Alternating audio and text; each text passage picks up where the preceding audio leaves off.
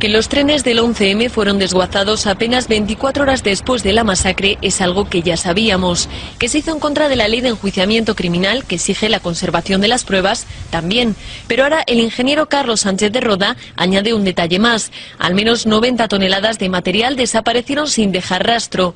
En estas fotografías correspondientes al vagón 5 de la calle Tellet podemos observar cómo se procedió a una meticulosa retirada de todos los restos próximos al foco de explosión, en muchos casos con presencia policial. Según los cálculos de Sánchez de Roda, la diferencia entre el peso de los trenes y el entregado finalmente al desguace revela que se guardaron 90 toneladas de restos, aproximadamente 9 correspondientes al coche de Tellet. La pregunta es sencilla: si de esas 9 toneladas lo único que se entregó al juez fue este clavo, ¿dónde está el resto?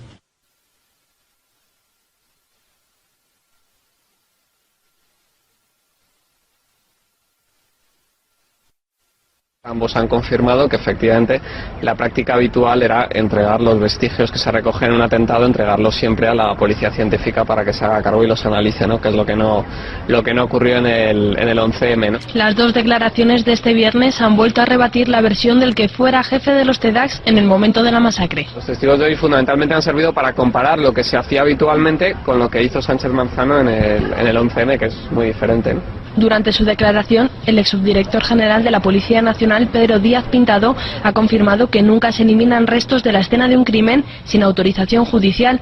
Dice Díaz Pintado que desde Renfe preguntaron qué hacían con los vagones siniestrados y que por ello se pidió autorización para desguazarlos al juez de la Audiencia Nacional, Juan del Olmo. Esa autorización nunca llegó, por lo que ni se ordenó la destrucción de los trenes ni tampoco se mandó conservarlos para investigaciones posteriores. Además, el químico Manuel Escribano, el segundo testigo en declarar, confirma que aunque lo normal hubiese sido enviar los restos a los laboratorios de la policía científica, esto nunca sucedió.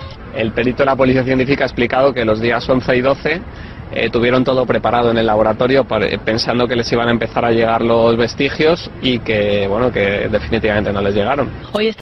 Un juzgado de Madrid ha admitido a trámite la querella de la Asociación de Ayuda a las Víctimas del 11M contra el antiguo responsable de los TEDx. Esta decisión se produce solo 5 días después de que se presentara la querella criminal con una rapidez a la que no nos tiene muy acostumbrados, Nieves, la justicia española. Buenas noches. Buenas noches, Dieter. El juez entiende que los hechos denunciados pueden ser constitutivos de delito. La querella criminal se interpuso contra el excomisario Juan Jesús Sánchez Manzano y la perito química de los TEDx como presuntos autores de los delitos de omisión del deber de perseguir delitos, de encubrimiento por ocultación de pruebas y de falso testimonio. Ambos han sido citados para el próximo 10 de agosto y se ha fijado para el próximo 1 de septiembre una ronda de declaraciones de testigos.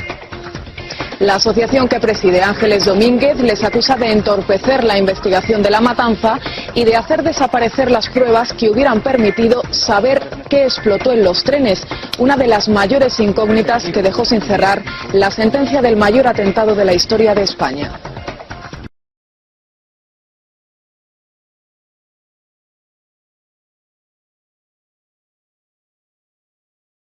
Cuando en el juicio del 11M el tribunal ordena que lo que no hizo la policía científica en marzo de 2004 lo tenga que hacer en febrero de 2007, llegan tan solo 23 muestras. 23 muestras, estamos hablando de 12 focos, 2 de ellos controlados, no llega ni a 2 muestras por foco de explosión. Hay un foco de Tellet del que llega un clavo. Fíjate, más que responsabilizar a alguien, nosotros lo que buscamos es esclarecer qué ocurrió con esos restos explosivos, es decir, ¿por qué no se enviaron a la policía científica? ¿Por qué no se cumplió el protocolo? Y sobre todo, ¿qué se estaba ocultando con eso? Evidentemente, estas cosas no se hacen por capricho, y menos en un hecho tan grave como es el 11M.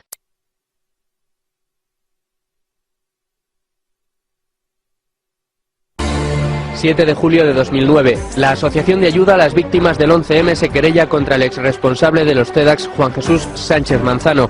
El objeto de la querella, una de las principales incógnitas de la masacre, el arma homicida, los explosivos. Las víctimas entienden que Sánchez Manzano había omitido el deber de perseguir los delitos, ocultado pruebas y ofrecido falso testimonio por los atentados de Madrid. La querella se admite a trámite. 14 de septiembre de 2009, Sánchez Manzano presta declaración después de ausentarse en la primera convocatoria para declarar por estar, decía, de crucero. Le preguntan, entre otras cosas, los motivos por los que desaparecieron los kilos y kilos de pruebas que la policía de Madrid recogió en los escenarios de la masacre y que quedaron a su cargo. 16 de septiembre de 2009. Sánchez Manzano recibe un fuerte revés judicial al rechazarse la querella que interpuso contra el diario El Mundo y Federico Jiménez Los Santos por intromisión del derecho al honor. En su auto, el juez no solo absuelve a Jiménez Los Santos, Pedro J. Ramírez, García Abadillo o Fernando Mújica, sino que también alaba el celo profesional de los periodistas sobre la trama de explosivos del 11M. 9 de marzo de 2010. Solicitan al Ministerio del Interior que facilite, entre otras cosas, los protocolos de los TEDx y la lista de agentes que custodiaron los kilos de pruebas que se recogieron en los escenarios de la masacre y que posteriormente desaparecieron, los hombres de Sánchez Manzano. Interior tarda un año en responder y trata sin éxito de que se le exima de entregar dichos documentos. Decía el departamento de Rubalcaba que era secreto, pese a que Manzano había facilitado ya los protocolos en su malograda querella contra El Mundo y Jiménez Los Santos. 2 de marzo de 2011, un año después de solicitar los documentos, Interior entrega únicamente el protocolo. El juzgado da un ultimátum a Interior para que en 10 días entregue los documentos que faltan, es decir, la lista de agentes y la llamada Circular 50 con el reglamento de actuación en caso de atentado terrorista. 4 de marzo de 2011, El Mundo hace público el ultimátum del juzgado del departamento de Rubalcaba. Interior emite un comunicado negándolo todo. Un día después, El Mundo pone negro sobre blanco las mentiras del departamento de Pérez Rubalcaba en el caso Sánchez Manzano y la ocultación de pruebas, publicando el documento del juzgado. 10 de marzo de 2011, Sánchez Manzano solicita que se le juzgue por colaboración con banda armada para que el caso pase a la Audiencia Nacional. 11 de marzo de 2011, comienzan a prestar declaración los TEDx que se llevaron los kilos de pruebas recogidas en los focos de los trenes y que finalmente desaparecieron. Hombre, la unidad TEDx es la unidad más protocolarizada del Cuerpo Nacional de Policía, ya que tiene una formación específica y expresa con respecto a la formación, evidentemente, en artefactos explosivos. Y el protocolo dice, el protocolo que no quieren darle a la asociación de víctimas, dice que la unidad en la cual se desarrolla la crisis que se produce el explosivo será responsable de actuar ante esa crisis, investigar y llevar hasta el último momento esa investigación. Este señor se salta el protocolo y manda a un mando suyo a cargo de cada foco para que investigue, para que le diga de primera mano lo que hay por encima de la unidad de Madrid, que la cual es la única unidad operativa, y la unidad central, que es la que manda Manzano, es una unidad técnica que simplemente debe de intervenir cuando sea requerido o sea pedida la solicitud de ayuda por parte de la unidad donde se produzca el explosivo. Esto no pasa nunca en Madrid, que pida ayuda a la unidad central, y este señor, le digo, manda a su gente por encima de la unidad de Madrid. La unidad de Madrid trabaja mucho, como ha dicho de Pablo antes, y muy bien. Pero luego, por ejemplo, él tiene un asesor personal que va en todos los focos y es el que mandan a cargo del foco de Atocha, en la cual está el jefe de la unidad TEDx de Madrid, un inspector jefe que es el que recoge las pruebas y el que en un coche se las lleva a la unidad central. Este señor ni ha sido citado cuando se citó hace un año, ni ha sido citado ahora, ni hoy, ni el lunes. Ha desaparecido por Birli Birloque de ¿Cómo puede desaparecer una persona que, por lo que estás diciendo, independientemente de que nos quieras decir el nombre o no, está identificada? Está identificada, muy identificada. Ya le he dicho al señor abogado que pregunte el lunes nombre y apellidos a quien corresponda de la unidad central. Ahora está fuera, está en una empresa petrolífera española, pero que le diga, porque este señor fue el que se llevó las pruebas de Atocha. Ese señor fue el que estuvo en todos los puntos, en todos los focos, asesorando a Manzano y no figura en ningún lado. En una empresa petrolífera, supongo que con un cargo directivo. Claro. Es decir, que está cobrando bien. Bien. Vale, o sea que podríamos incluso interpretar que ha sido premiado. Evidentemente, es una empresa del Estado, con lo cual ha sido muy bien premiado. Pero ya digo que le cite, porque nosotros los policías somos los que estamos deseando que se investigue y siga quién ha sido. Manda a desaparecer 3.000 kilos de restos que intervienen y cogen los TEDx de Madrid. Manda a destruir los trenes, que nunca se ha hecho porque hay coches que han explosionado y en Canillas están durante años, en los cuales los policías científicos, los compañeros científicos y los compañeros de los TEDx están investigando. Hoy hemos podido avanzar porque sí han sido identificadas algunas de las personas que los transportaron hasta la unidad central, con lo cual, bueno, pues ahora se podrán realizar más citaciones a estas personas también para ir viendo qué hicieron con esas muestras, dónde las depositaron, etcétera. Bueno, ahí todo el mundo obedecía órdenes, y las órdenes son yo me lo llevo o esta persona se la lleva, pues entonces aquí pues también habrá que saber por qué Sánchez Manzano ordena que las muestras se las lleve quien no se las tiene que llevar. Pero esa es una pregunta a hacerle a Sánchez Manzano. Creo que Dieter acaba de conseguir unas declaraciones, no las hemos oído, del SUB, que es el sindicato que nos sentó en el banquillo a Luis del Pino y a mí, por haber dicho de Sánchez Manzano lo que ahora dicen en la querella que han presentado contra él. Antes iban juntos, con el mismo abogado, Fuster Fabra, abogado del general Galindo, creo que abogado también de uno de los implicados del caso Faisán, abogado y coordinador de toda la estrategia para machacar a los medios desafectos y desagradables. Tres, no ha habido más, que hemos estado empeñados en averiguar el 11M. ¿Y qué dicen los del sur? Sí, contra el inspector Sánchez Manzano. Pero relacionada contra este señor Sánchez Manzano, ¿pero derivada del 11M o al margen del 11M? No, derivada del 11M, es decir, estamos personados en la querella. Y concretamente acusan de... No, nosotros lo que estamos es colaborando con esa asociación de víctimas que ha interpuesto la querella. Van también con la asociación. ¿Cree usted que está obstruyendo o obstaculizando, mejor dicho, el Ministerio de Interior, la labor de una juez, en este caso Corocillán, que quiere seguir investigando el papel de los TEDAS y concretamente del señor Sánchez Manzano aquel 11M? La obligación de cualquier ciudadano, y más si hablamos de poderes públicos, y en este caso del gobierno, es colaborar con la justicia. Es decir, si cualquier ciudadano está obligado de forma normal a colaborar con esa justicia, más los poderes públicos, ¿no? Esa es una máxima que está ahí que desde luego debemos de poner de manifiesto. Por las actuaciones que estamos viendo, sí que es verdad que se está, no sé si obstaculizando, pero desde luego no se está colaborando lo que se debiera colaborar con la jueza que está investigando este asunto. Y estamos a tiempo de rectificar. Quiero decir que el ministro está a tiempo de mandar esos informes y de mandar los nombres de los TEDAS, porque además ellos están deseando declarar y están deseando decir qué es lo que pasó ese día, cuáles fueron sus pautas de actuación, qué se les ordenó, qué se les dijo que tenían que hacer, y por lo tanto yo creo que esa comparecencia en sede judicial de estos TEDAS aclararía desde luego algunas de las dudas que existen sobre ese atentado. ¿Que tendrán que ir? Nosotros, hasta que no ha habido una querella de una asociación de víctimas, no hemos podido sumarnos a esa querella, y desde luego estamos haciendo todo lo posible para que primero se sepa la verdad. Nosotros siempre hemos querido saber la verdad del 11M, a pesar de lo que se ha podido entender. Sin duda, no es que lo creamos, es que lo afirmamos, y por eso estamos personados en esa causa. Porque además son los propios TEDAS los que ya han declarado en el juzgado, los TEDAS que han tenido oportunidad de ir y que se les ha citado en ese juzgado, los que han declarado que efectivamente recibieron instrucciones ese día que no se ajustaban al protocolo, cosa que estaban ya acostumbrados a hacer en ocasiones anteriores, y que que eso ha llevado pues a lo que llevó, ¿no? Pues a la desaparición o presunta desaparición de pruebas y a los delitos por los que se acusa ahora mismo a Sánchez Manzano, que son demasiado graves, ¿no? La Unión de Oficiales de la Guardia Civil se persona como acusación en el proceso abierto contra Sánchez Manzano. La juez que instruye la causa ha dado otro ultimátum a Interior para que identifique a otros 3 agentes que estuvieron en el equipo del que fuera jefe de los TEDAX. 11M. El TEDAX clave en el traslado de los restos del 11M dice que él no estaba. También es una información que encontramos en el diario El Mundo. Todos los agentes de la Brigada de Madrid lo señalaron, 5 concretamente, como el hombre de Manzano en la estación de Atocha. Él asegura que no salió de la unidad central ese día. Es la información que podemos encontrar hoy también en este diario. Es que si lo admite, ya es un delito tremendo. El mismo delito que Sánchez Manzano, que está en el banquillo.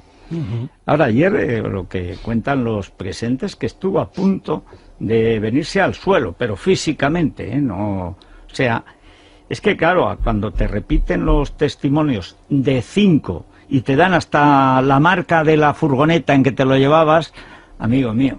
Ahora, de todas formas, habría que hacerse una pregunta, que es que son 7 años después del 11M, Todavía no sabemos ni si la persona que estaba al mando de Sánchez Manzano diciendo esto sí, esto no, si estaba o no estaba, 7 años después. Es más, ¿quién era la persona superior de Sánchez Manzano?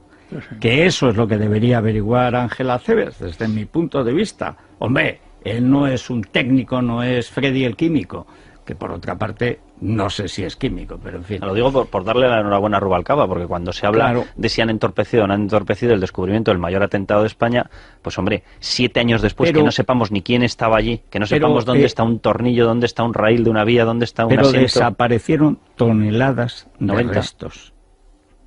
Y se convirtieron en 23 bolsitas que a una pesaban unos gramos. De hecho, sin embargo, porque al final los muertos se vengan desde su tumba, con medio clavo oxidado y un poco de polvo rosa de extintor ahí patapaz, apareció el dinitrotolueno que está en el titadín y no en la goma 2X. Se vino abajo toda la versión oficial. Es igual, dice el fiscal Zaragoza, para eso lo pusieron, para eso quitaron a Fungairiño. Dice, da igual lo que estallara. Pero ¿cómo va a dar igual a la hora de mandar a la gente a la cárcel? ¿Cuál es el arma del crimen? El que da igual, la otra que vale ya. Exacto. Y la realidad es, explíquenme el móvil, porque hay un móvil en la destrucción de las pruebas no se volatilizan por sí solas. El móvil para la destrucción de las pruebas. Eso es claramente dificultar la acción de la justicia. No, y enmascarar el crimen. Claro, es que no puede ser que todo, lo estábamos hablando antes a micrófono cerrado, que todo se construya en base a la mentira. La Fiscalía ha pedido a la Audiencia de Madrid que no archive la querella contra el que fuera jefe de los TEDx durante el 11M, Juan Jesús Sánchez Manzano, por su actuación en la recogida de las muestras tras la masacre. En un extenso informe, el Ministerio Público cree que hubo pruebas de los atentados que desaparecieron de las instalaciones de los TEDx sin que nadie dé razón de su destino. Según publica El Mundo, la juez Coro Cillán ha vuelto a solicitar a la Audiencia Nacional que aclare quién ordenó desguazar los trenes tras los atentados del 11M. Cillán quiere saber si fue el juez instructor del caso, Juan del Olmo, el que dio la orden. La magistrada ya hizo este requerimiento al tribunal en junio y todavía no ha obtenido respuesta. El juez Gómez Bermúdez señaló en 2007 que la destrucción de los trenes comenzó el 13 de marzo, aunque se produjo en la noche del 11 de marzo. La juez Coro Cillán ha citado a declarar como testigo en la causa contra Juan Jesús Sánchez Manzano al jefe de la Policía Científica en el 11M. Carlos Corrales, que testificará el próximo lunes, ya declaró en el juicio de la masacre que los TEDx le remitían los restos de las explosiones sin especificar de dónde procedían, ni cómo habían sido recogidas, ni qué tipo de muestras eran. Las muestras de explosivos, ¿sabe usted dónde se llevaron una vez obtenidas? Yo supongo que las muestras de los restos de explosivos se llevan. Supone, pero ¿lo sabe? No, no lo sé. Otra pregunta. No lo sabe. ¿Sabe si se realiza en las primeras 24, 36, 72 horas algún informe que pase después a su comisaría, como Comisaría de Policía Científica, sobre los restos de explosivos o sobre las muestras de explosivos? Yo tengo conocimiento de que se envían muestras sin especificar de dónde son recogidas ni en qué consisten, y la primera noticia que tengo es alrededor de la medianoche del día 11, en el que el jefe del laboratorio de químico me informa de que TEDx le ha remitido 3 muestras de explosivo, que 2 son coincidentes y una de ellas no. Sí. En los días posteriores se reciben más muestras hasta que en algún momento digo que no estoy dispuesto a seguir recibiendo muestras donde no se me especifique dónde han sido recogidas, ni cómo han sido recogidas, ni qué tipo de muestra es. Digital.com les está contando hoy que la juez Coro Cillán ha citado a declarar a la forense del 11M. Lo hace dentro de la causa contra el que fuese jefe de los TEDx, Juan Jesús Sánchez Manzano. Carmen Baladía coordinó y supervisó las labores de identificación y las autopsias de las víctimas de esa masacre. La forense que coordinó las autopsias de los 191 muertos del atentado del 11 de marzo de 2004 ha asegurado que no encontró restos de metralla en los cuerpos. El testimonio de Carmen Baladía ante la juez Coro Cillán, que instruye la investigación contra el exjefe de los TEDx, Juan Jesús Sánchez Manzano, desmonta en parte la sentencia del 11M, que sostenía la relación entre los explosivos de los trenes y los de la mochila de Vallecas y la furgoneta que fue encontrada en Alcalá de Henares. En los cuerpos de las víctimas del 11M había metralla terrorista, había clavos, había tornillos. Nada, nada en absoluto.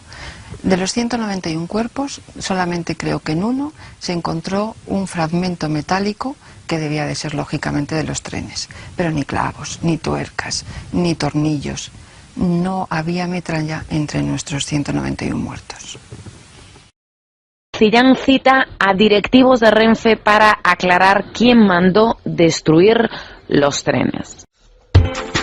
Un directivo de Renfe declara que le dieron la orden a las 11 de la mañana del 11M de destruir los trenes. Renfe sí que conservó uno de los vagones donde no estalló una bomba el 11M. Un directivo de Renfe declara que le dieron la orden a las 11 de la mañana del 11M de destruir los trenes. Lo declaró ayer ante la juez Coro Cillán, que instruye la causa por falsificación de pruebas contra el que fuera jefe de los TEDx durante la masacre, Juan Jesús Sánchez Manzano. Según su testimonio, fue el director general de Mantenimiento Integral de Renfe, Ángel Olaiz, quien el día de la masacre le llamó a las 11 de la mañana para pedirle que Enfesa, filial de Renfe, retirase el tren de Tellez. 3 horas más tarde, a las 2, este directivo comunicó a su superior que se podía llevar a cabo el trabajo. Entonces le comunicaron que lo prioritario era la celeridad, que había que despejar las vías y esperar la autorización del juez Juan del Olmo. A las 4 de la tarde volvieron a hablar y su superior le dijo que ya existía la autorización. El desguace y retirada comenzó a las 6 de la tarde del día siguiente.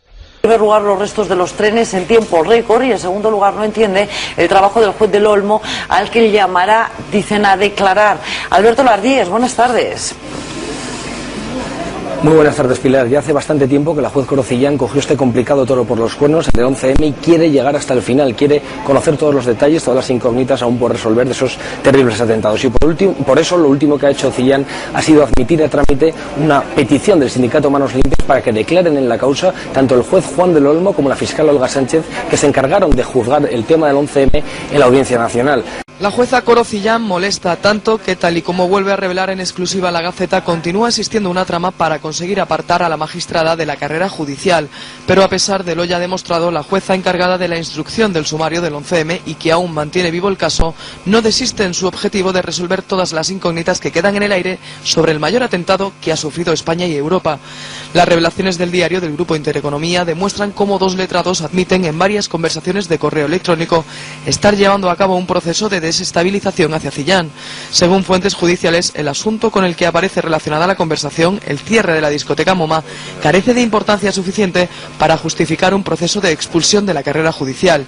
Es por esto que todo hace suponer que el acoso y derribo hacia Corocillán tenga más que ver con otras diligencias que lleva la magistrada, como la del 11M. En la conversación, uno de los letrados dice explícitamente: llámame para que te cuente cómo va el proceso de desestabilización de la juez. El contenido literal de estos emails está en la documentación que posee el Juzgado de Instrucción número 19 de Madrid.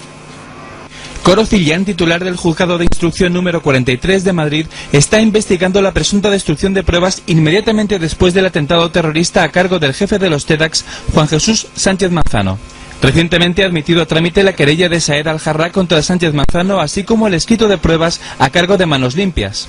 Según informa la Gaceta, que cita fuentes judiciales, el Consejo General del Poder Judicial ha lanzado una investigación por sorpresa del juzgado de Corocillán con el objetivo de apartar a la juez del caso. La iniciativa parte de Eduardo Esteban, de la Fiscalía Provincial de Madrid. Fuentes judiciales apuntan que el motivo de la investigación, que no tiene carácter ordinario, es que la juez está investigando un asunto muy sensible. Corocillán sufrió hace 2 meses un incendio en su casa originado en los conductos de ventilación. Hay dudas de hasta qué punto sea un accidente, ya que la juez detectó antes un fallo en la cerradura de su vivienda. La Audiencia Nacional ha ordenado el archivo definitivo de la causa abierta contra el comisario y exjefe de los TEDx, Juan Jesús Sánchez Manzano. La juez Corocillán, encargada de instruir la demanda presentada por la Asociación de Ayuda a las Víctimas del 11M, le imputaba por los delitos de falso testimonio, omisión del deber de perseguir delitos y encubrimiento a raíz de la querella. Ahora los magistrados de la audiencia defienden que la actuación del artificiero en los atentados de Madrid es cosa juzgada. Desde la Unión de Oficiales, su portavoz, Martín Vázquez, no descarta recurrir la decisión. Decía Platón que la obra maestra de la injusticia es parecer justo sin serlo. Por supuesto, no descartamos recurrir ante quien sea y además, pues desde aquí pues apoyamos a las víctimas, seguiremos apoyándolas y desde aquí vuelvo a repetir que nos parece todo esto una tremenda injusticia. Serán pruebas de que el procedimiento que se siguió aquel fatal 11 de marzo en relación a la cadena de custodia, a las pruebas, no fue el más acertado y además se incumplió con la circular 50 y con la normativa preceptiva que conocen todos los policías nacionales.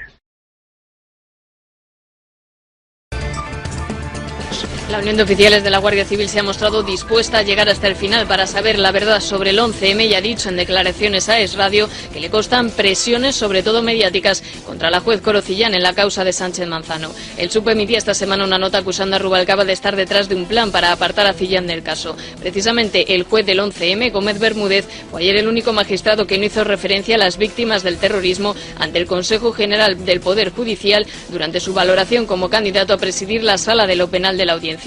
Los otros aspirantes, Grande Marlaska y Teresa Palacios, rechazaron su propuesta para remodelar la sala.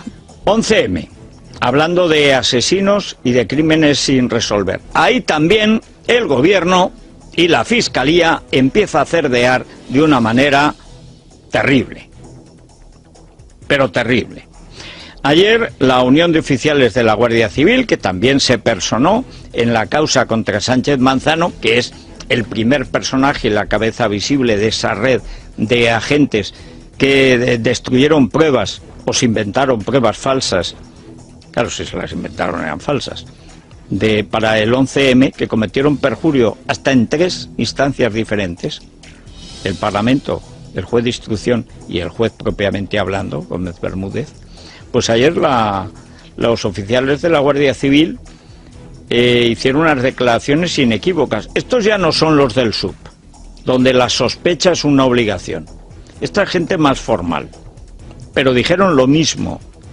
La juez Corocillán está padeciendo toda clase de presiones. Nosotros nos queremos mantener al margen de posibles rencillas entre sindicatos. Si lo denunciado por el SUB es cierto, sería algo gravísimo, pero deberán de ser el SUB y el SPP quienes sean los que tomen parte en ese asunto. Nos constan presiones, sobre todo de índole mediático, a la magistrada titular del Juzgado de Instrucción número 43 de los de Madrid. Nos constan.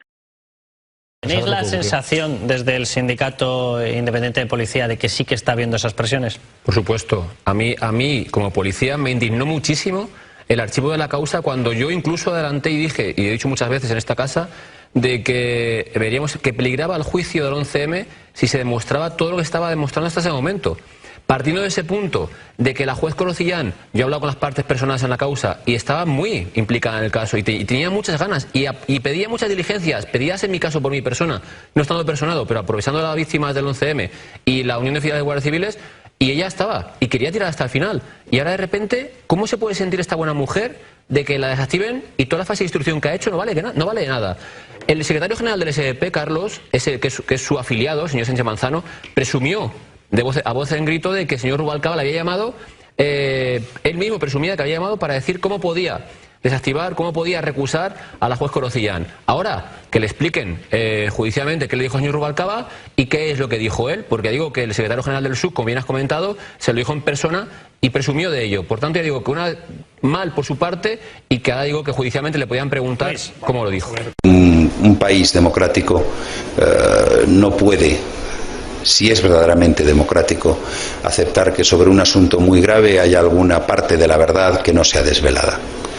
Pues nosotros, cuando lleguemos al gobierno, facilitaremos a los tribunales todos aquellos documentos o pruebas que estén en manos del gobierno de España y que hayan faltado en procedimientos anteriores. Le pregunto en concreto por las presuntas irregularidades en el marco del 11M. Me gustaría saber si el compromiso ahora en el gobierno también es seguir investigando en este sentido. Gracias. El gobierno debe colaborar con los procedimientos judiciales, especialmente algunos ministerios, y es nuestra voluntad colaborar con todos ellos. Hay alguno abierto sobre el tema que usted me planteaba, para que se conozca la verdad en todos los casos y se haga justicia, porque esa es la obligación de un gobierno, de cualquier ciudadano, pero de un gobierno más, colaborar con la administración de justicia. El Cuerpo Nacional de Policía, en cualquier caso judicial, pues lo que tiene siempre es la mejor predisposición para colaborar, para trabajar pues con la justicia, con la Fiscalía, con los tribunales, para intentar el esclarecimiento de cualquier caso. Y en un atentado de esta naturaleza, que costó tanto sufrimiento a la sociedad española, pues con mayor motivo. La Audiencia de Madrid archiva la causa contra Sánchez Manzano sin abordar si hubo destrucción de pruebas en el 11M, una decisión que se adopta además en contra del criterio del Ministerio Fiscal. La Sala se agarra al archivo por el Juzgado número 6 de Madrid en 2009 de una denuncia presentada por el Partido Extraparlamentario Alternativa Española, basada en el libro Titadine del perito químico Antonio Iglesias. 2 semanas después se presentó otra querella más detallada de la Asociación de Ayuda a las Víctimas del 11M, que sí prosperó y que ha permitido que 16 TEDx hayan calificado en sus testimonios de irregular la actuación del que fuera su superior cuando se produjo la masacre, Juan Jesús Sánchez Manzano. La decisión de la Audiencia de Madrid es recurrible ante el Tribunal Supremo. 8 años llevan toreando a las víctimas del 11M y vamos, yo creo que las víctimas del 11M deberían plantarse. plantarse de una vez, porque el sistema de ir ahora a recursos, pues sí, se puede presentar recurso ante el Tribunal Supremo, y a lo mejor pues dentro de 2 años pues se ve el recurso, y dentro de 2 años pues se vuelve a archivar la causa contra Sánchez Manzano, porque bueno, pues para eso se pueden hacer unas llamaditas desde las instancias políticas oportunas. No sería la primera vez, ¿verdad?, que asistimos a sentencias aberrantes. Bueno, ¿qué vamos a hacer? ¿Seguir confiando en una justicia que ha demostrado que no pretende otra cosa, al menos en las instancias por las cuales se ha pasado, que cerrar todo lo relativo al 11M? ¿Se topan las víctimas, por fin, con una juez dispuesta a tirar de la manta y a llegar a donde haya que llegar, y no solo se emprende una campaña mediática infame contra esa juez, sino que en vista de que la juez no se achanta, entonces se recurre a argumentos absolutamente escandalosos para cerrarles a las víctimas del 11M una causa, basándose en que no sé quién presentó hace 2 años una querella contra Sánchez Manzano que ni siquiera llegó a durar 15 días porque la Audiencia Nacional la mandó a la papelera. Y le cierran a las víctimas la causa. ¿Pero de qué van estos señores? ¿Qué van a hacer ahora las víctimas? ¿Qué pueden hacer? ¿Qué es lo que les están diciendo? ¡Hala, recurran ustedes, sigan ustedes perdiendo el tiempo, vamos a torearlas un poquito más! No, hombre, no. A quien hay que pedirle responsabilidad en este momento es a quien tiene el gobierno. El Partido Popular tiene mayoría absoluta. El Partido Popular ocupa el Ministerio de Justicia. El Ministerio de Justicia tiene 2 vías legales distintas para reabrir la causa del 11M. El propio ministro puede instar a la Fiscalía del Tribunal Supremo para hacerlo, o bien el fiscal general del Estado puede también instar la reapertura. Utilícense esas vías. Dejen de torear a las víctimas del 11M. ¿O es que hay algo que les impida a ustedes, señores del Partido Popular, investigar la masacre de Madrid? ¿Qué fue exactamente esa masacre? ¿Qué hay tan sucio detrás del 11M que ni PP ni PSOE quieren meter la nariz en el asunto? ¿Nos quieren contar a los españoles quién eligió a 200 personas al azar 3 días antes de unas elecciones y las asesinó? ¿ETA? ¿Al-Qaeda? No me hagan reír. Si fueran ETA o Al-Qaeda, entonces no estaríamos en la situación en la que estamos, donde todos miran a otro lado. ¿Qué hay tan sucio detrás del 11M para que se estén ustedes comportando de forma tan miserable con las víctimas del 11M? ¿Me lo quieren contar? En fin, incalificable decisión de la sección 17 de la Audiencia Provincial de Madrid, que sin entrar a valorar si se han destruido pruebas, si se han ocultado pruebas, si se han manipulado pruebas, si se ha mentido a los jueces, sin entrar a valorar nada de eso, ha dado carpetazo a la causa que las víctimas del 11M habían conseguido que se emprendiera para determinar si el señor Sánchez Manzano y su jefa de laboratorio cometieron en su día algún delito en lo que se refiere a la manipulación de pruebas del 11M y al falso testimonio. Tenemos que comenzar con la exclusiva hoy de Libertad Digital, probablemente la más importante en su década de existencia. Hallazgo, es decir, ha encontrado Libertad Digital, concretamente Luis del Pino, luego en la tertulia nos dirá cómo ha sido el hallazgo, uno de los focos de las explosiones del 11M. Se habían desguazado todos los trenes, excepto un vagón. Y ese vagón, por alguna razón extraña, que no lo sabemos, se renovó. Es decir, sobre la base del vagón se hizo otro nuevo, no sé cuál es la forma que se tienen de reparar vagones que habrían que tirar. Pero el caso es que no se desguazó. Y la parte del vagón que tiene el boquete del explosivo, pues se conservó. La han conservado la empresa Tafesa y hoy hay 8 fotos con todo detalle de dónde ha estado, de cuánto tiempo ha estado, de cómo durante casi 8 años va a hacer el día 11 del mes que viene 8 años de la masacre. Nadie ha contado que esto existía. El juez del Olmo lo ocultó en la instrucción. La fiscal Olga Sánchez, popularmente conocida como Valella, pues tampoco ha dicho nada y ha sido ascendida.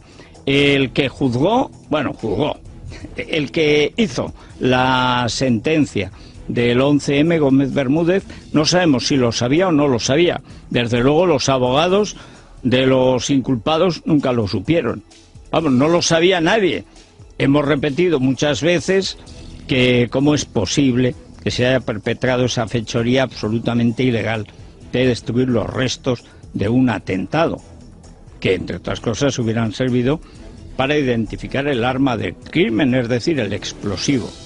El origen es una noticia periodística en la que se pone de manifiesto que han aparecido unos restos ferroviarios, si me permite la expresión, en el almacén de una empresa en Villaverde, si no recuerdo mal, aquí en Madrid, y lógicamente ante esa noticia me pongo en contacto con el fiscal jefe de Madrid y le pido que abra unas diligencias de investigación sencillamente para determinar dos cosas. Uno, si el asunto está ya judicializado en algún proceso, bueno, pues para que se siga lógicamente en el proceso correspondiente.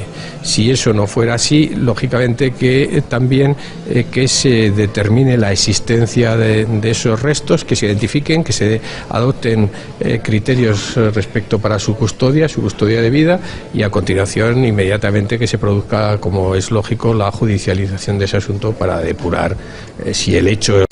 La empresa que custodia el vagón del 11M denuncia un asalto a sus instalaciones. Según informa La Gaceta, hace una semana 2 individuos entraron en las instalaciones de la compañía ferroviaria Tafesa, subcontratada por Renfe, donde se encuentran los restos del vagón de la estación de Santa Eugenia, que desveló una exclusiva Libertad Digital. Un trabajador de la compañía ha informado a La Gaceta que los hechos se produjeron a las 12:30 de la madrugada del sábado 3 al domingo 4 de marzo y que los asaltantes tuvieron que romper las vallas del recinto para acceder a él. Este asegura además que no eran simples cacos, ya que se fueron directamente al cobertizo donde se encuentran los restos. Estando en el hangar fueron descubiertos y los 2 hombres se dieron a la fuga con agilidad y dominio del lugar. También cuenta La Gaceta que la juez Corocillán, la instructora de la causa contra el ex jefe de los TEDx, Sánchez Manzano, tendrá que declarar ante la Fiscalía de Madrid después de que el Consejo General del Poder Judicial le abriera diligencias por posibles faltas de disciplina en otras causas. Y entre tanto, el Partido Popular en la Asamblea de Madrid ha pedido que se investigue hasta el final el 11M.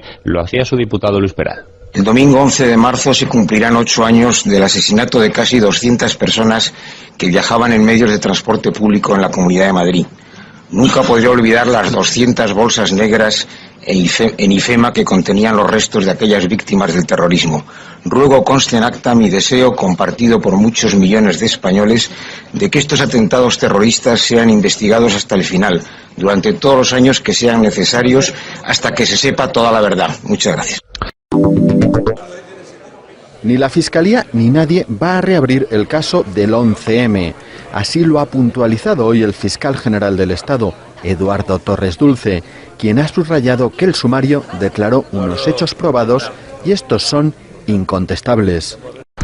Mire usted, yo vengo a un acto en el Consejo del Poder Judicial y por lo tanto no voy a hacer ninguna declaración específica totalmente. Lo único es que me reafirmo en lo que he dicho desde el primer momento, que el sumario del 11M declaró unos hechos probados y que esos hechos probados son incontestables. Por lo tanto, ni la Fiscalía General ni nadie va a reabrir el caso del 11M. Otra cosa es que se produzcan, como ya dije en su momento, algún tipo de denuncia que merece ser investigada, que no significa en modo alguno reabrir el caso, sino investigar los términos estrictos de esa denuncia y si los hechos están ya judicializados o no merecen ningún otro tipo de reproche, pues archivarlos, no hay absolutamente nada más. Yo creo varias cosas que no me quisiera marchar sin decir. La primera, estamos dándole vueltas a un señuelo, porque todos estamos de acuerdo en que se están descubriendo las mentiras flagrantes. Por tanto, si eso es mentira, no es la realidad ni la verdad. Entonces yo creo que aquí no se está jugando una partida de ajedrez. Sé que el juez ha hecho un guiño a los peones con gran acierto. No, se están jugando dos, en mi opinión. Dos partidas de ajedrez. Una partida de ajedrez es el atentado y otra partida de ajedrez es comienza en el minuto 1 después del atentado, Cuando una serie de gente importante entrelazada y de mandos policiales se preocupan profundamente de crear una realidad virtual para convencer a una opinión pública de que los malos son estos. Eso es lo que ha dado lugar al juicio, y ahora se está viendo que está basado en hechos que son absolutamente falsos. Por tanto, para mí hay dos partidas de ajedrez importantes. Yo puedo decir que un importante miembro del gobierno anterior me dijo por 2 veces y muy seriamente: habéis tenido suerte, tú has tenido suerte, Fernando, de quedarte en la cáscara del huevo, porque si hubieras entrado dentro de la cáscara hubieras durado vivo menos de 24 horas. Ministro importante del gobierno anterior. Yo pienso que la verdad se puede saber si cada uno de los policías que ha mentido, no en el atentado, yo no creo que ETA haya hecho el atentado y no creo que las fuerzas de seguridad tengan nada que ver con el atentado, es más, no creo que ninguno de los juzgados y culpables tienen nada que ver con el atentado, pero bien, eso es otra conversación. Lo que quiero decir es, todos los policías que han mentido en una pequeña cosa, bueno, pequeña, lo del teléfono no es tan pequeña, pero vamos, en un dato, si dijeran la verdad de por qué lo han hecho o quién les ha ordenado esa pequeña mentira, construiríamos un puzzle en el que desvelaríamos cuál es la verdadera trama del encubrimiento. Y la pregunta inevitable, ¿por qué se hace esta trama de encubrimiento si lo que se quiere saber es la verdad? Y esa es la verdadera pregunta. Pues enlazando tu pregunta con la del último espectador, quien va a tener que contestarla, y yo creo que muy pronto, va a ser el Partido Popular, que va a volver a gobernar en España. Y en el mismo momento en que vuelva a haber un presidente y un gobierno del Partido Popular, les recordaremos que los hechos sucedieron bajo su mandato y, por lo tanto, tienen una doble responsabilidad de intentar esclarecerlo. Y la mayor parte del encubrimiento policial.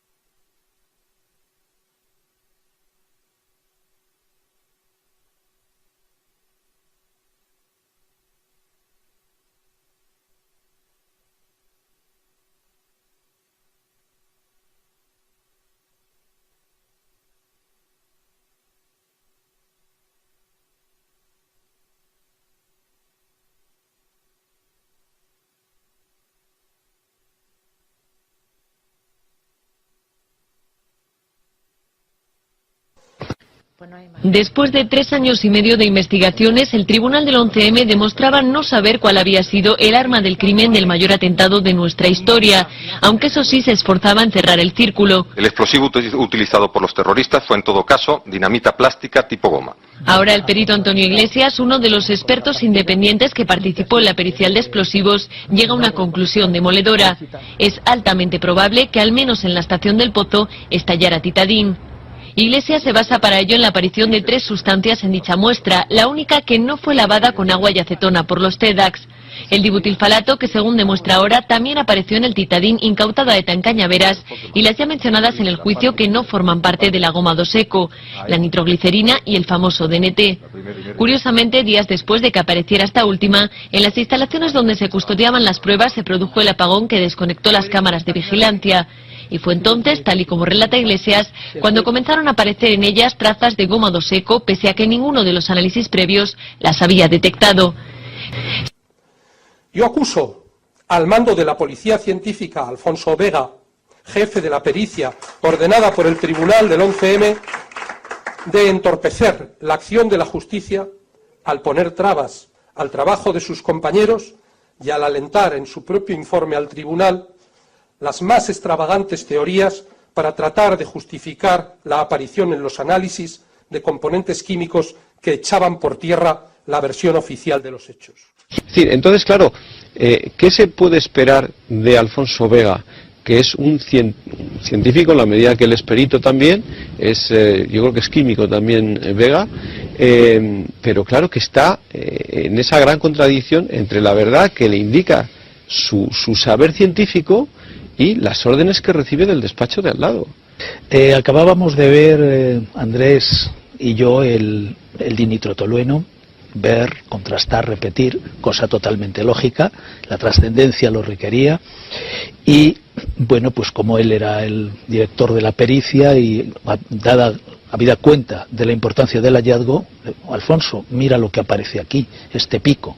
¿Y qué es este pico? Pues es DNT. Ah, ¿qué os pasa? ¿Cómo va a ser DNT si no ha explotado nada que tenga DNT? Sí, lo que ha explotado es goma doseco y vale, claro. Era el dogma, sí. El dogma.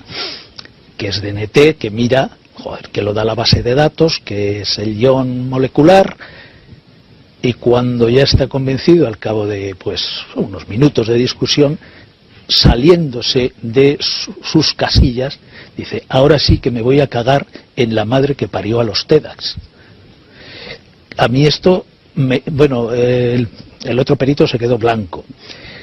Yo llevaba la bata blanca, pero no me quedé blanco, pero me hizo entrar en una profunda reflexión. Dije, ¿pero qué le ha pasado a este hombre para, ante las cámaras de Gómez Bermúdez, decir esto? Es una imprudencia. Sí, que se le cruzan los cables, no sé. Sí.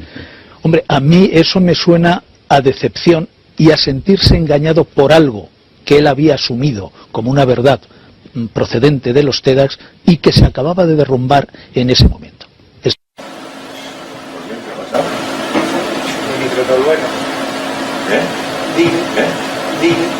Dinitrotolueno. Salen en este ¿sí? Sí. Eso ya, pues hay que trabajarlo mucho. Hay que sudarlo mucho, macho.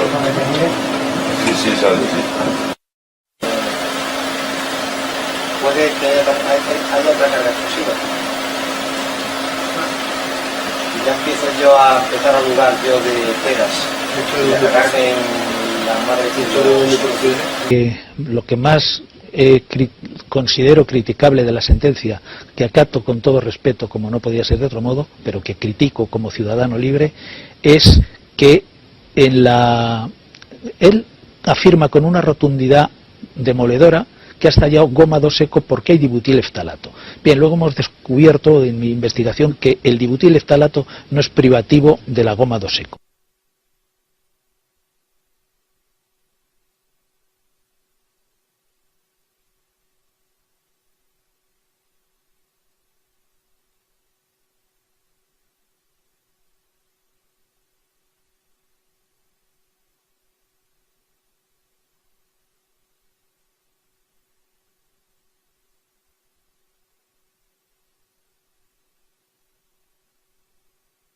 ¿Parecen talato de dibutilo en los restos de titadín explosivo? Yo cuando he analizado explosivo de titadín nunca he encontrado estalato de dibutilo, porque el estalato de dibutilo es un componente que no pertenece al titadín, solo es explosivo de la goma doseco. De la goma doseco. Yo no tengo ningún estudio de explosión por goma doseco en mi laboratorio de la Guardia Civil. Bien, al parecer de las 23 muestras de los focos de explosión se han detectado restos en escasas magnitudes de talato de dibutilo en 22 muestras.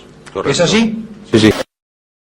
Hemos no se lo puede hacer. Pero también lo mismo te digo, el talato 12 y pico, sí, a los 13:53. Sí. Pero te quiero decir que lo del talato no le puedes atribuir a esto. No, vamos, te digo, quiero decir que es como una contaminación que genérica. Del mundo mundial. Del mundo mundial, vamos. Sí, claro. Es decir, no se puede asimilar esto, aunque sabemos que los explosivos tienen talato, no podríamos decir que este talato proviene del explosivo prácticamente aunque lo escribiéramos a la vez. Eso es específico. Porque es que son únicos. Eso no es decir, pueden, sabiendo que lo tienes, sabiendo que lo tienes. Si tienes prácticos aquí, pues ya está jodido. Claro. Tienes un fundamento para que haya talato. Hay en 22 restos talato de dibutilo. Quiere decir esto que es más probable que lo que estallara fuera goma 2 eco que no titadín. Pues es más probable, sí. Otra del Cuerpo Nacional de Policía. Sabiendo que lo tienes. Si tienes prácticos aquí, pues ya está jodido. Claro. Tienes un fundamento para que haya talato. En el análisis que hoy revelamos, los peritos echan por tierra el argumento principal que usó el tribunal para decir que lo que estalló era goma 2 eco. Los magistrados indicaron que la presencia de eftalatos es componente de este tipo de dinamita, mientras los técnicos indican que no puede atribuirse a un explosivo concreto. Gómez Bermúdez no solo no mostró estas pruebas durante la vista oral, sino que se negó a entregarlas a una de las partes hasta que finalmente, tras un recurso, aceptó aportarlas a la Asociación de Ayuda a las Víctimas del 11M, 3 años más tarde. Perito de la Guardia Civil, Carlos Atoche, y un perito independiente, Carlos Romero Batallán. Descubrieron el pico de la nitroglicerina y tanto en el caso del dinitrotolueno como en el de la nitroglicerina, pues hubo una querencia marcadísima a que en el primer caso había un error, en el segundo, pues que si no había un error había que contrastarlo con otras modificaciones dentro de la propia técnica analítica de cromatografía. Todo la autocrítica de un experimento es perfectamente legítima y es una excelente praxis científica. Todos los científicos la llevamos a cabo, pero todo tiene límites. Y más cuando vas viendo que las objeciones no son sanas, no son objeciones analíticas, porque carecen de base. En el primer caso, en el caso del dinitrotolueno, pues había una supuesta contaminación en fábrica. Con buen criterio se pidió un informe a Maxam, la actual Maxam, que era la Unión Española de Explosivos, y emitió un informe muy minucioso, muy completo, muy exacto, del cual se colegía que no era posible que al cabo de 4 años pues hubiera una contaminación por dinitrotolueno. En el caso de la se repitieron los análisis y seguía apareciendo. Cuidado, pero es que apareció dinitrotolueno en esa primera muestra que era, si no recuerdo mal, la 612 o 13, y ha aparecido luego en todas las muestras de los focos de explosión. Y por lo tanto no era goma 2 eco y vale ya, como se dijo. Y dicho únicamente con un criterio analítico. No puede ser goma 2 eco cuando aparece en todos los focos de explosión.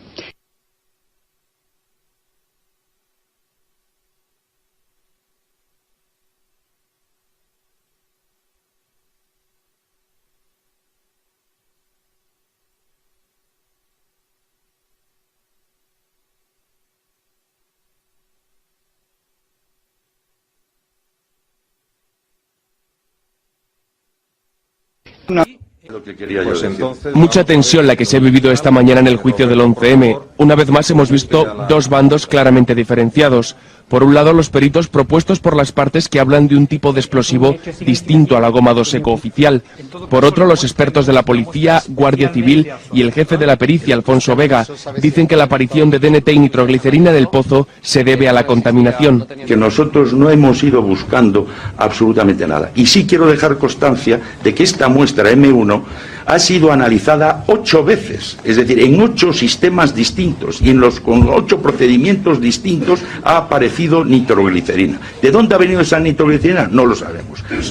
Es extremadamente improbable que se vayan a traspasar todos esos envoltorios a una temperatura ambiente, a una temperatura normal, y salir y contaminar lo demás. Es muchísimo más asumible, muchísimo más probable, por razones de velocidad de reacción, que lo que ha impregnado la muestra M1 sea restos del foco de una explosión de un artefacto.